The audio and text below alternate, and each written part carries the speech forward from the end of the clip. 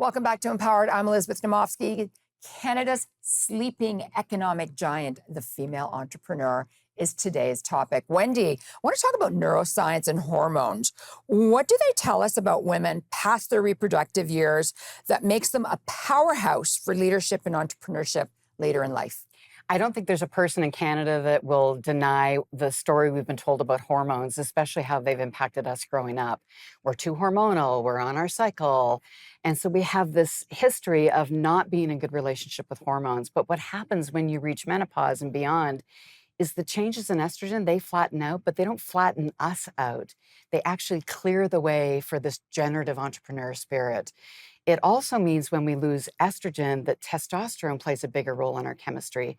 So we have this entrepreneurial chemistry in our blood now that calls us into courage mode where we maybe weren't before.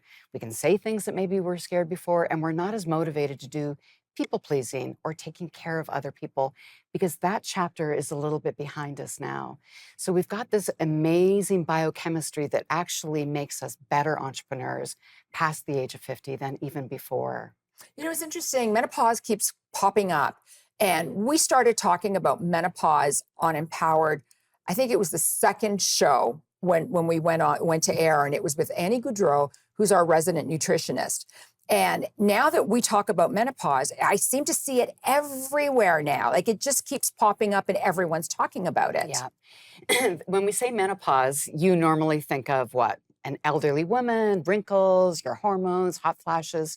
We have been indoctrinated with a laundry list of the deficits, the things that are removed once we reach menopause. And then because we value fertility, we start to think that we are of no value. Yeah. But the truth is that chemistry and psychology and biology changes so that we can be these leaders that we probably couldn't be when we were 30. So I've got this menopause question here, which kind of ties into what you were talking about. You know, we think about it as aging as women in society. This is what it is. But we only think about what's wrong. And you had just mentioned that, and what's hard with life. And you just mentioned that. So what does it say about how we view our own health, how we view our happiness, and potential historically? Like, how do we get there? Yeah. We got there for a lot of reasons, but one, because I've come from the healthcare system, we've been pathologized in this part of our life. Menopause is viewed as a disorder and a symptom that needs to be managed. What if we taught women that you were getting a promotion? Like, what if we viewed the change, which can be uncomfortable and yes, might need to be managed, but if you viewed it as this transition to a promotion where you get to be a brand new version of yourself and challenge yourself in new ways, imagine the story we would tell as we go to menopause. We might look forward to it. Yeah. No more of those monthly cycles, those major mood swings, the irritability, get through the transition. And then, as you know, when you get over on the other side, you really feel a brand new version of yourself that's just amazing and empowering. I love the fact that you talk about it as a promotion. That's such a positive outlook when you look at menopause. And yeah, it's a brand new way of life, and it will lift your life Yeah. because it's a promotion. It's a good thing. It is.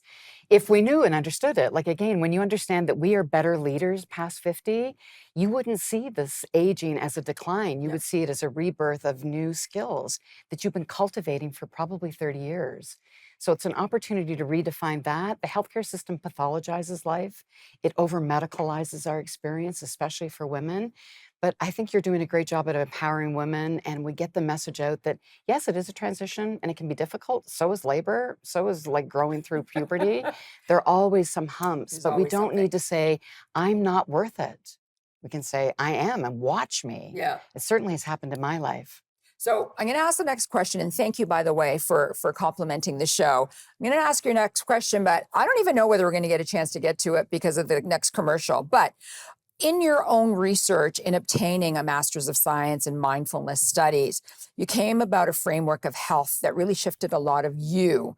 I want you to tell us about this model of health and how it inspired you to view your own journey through menopause and actually starting a business at the age of 55. And there's only 20 seconds left right Okay. now, but we will delve into it when we come back.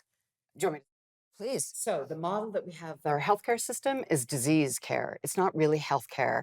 I bump into this article doing my thesis. It's called the salutogenic, sounds fancy. Salute just refers to health, and genesis, the creation of. Now let's hang on to that thought, Okay. because this is where it's going to get really, really interesting. Don't go away. We'll be right back with more.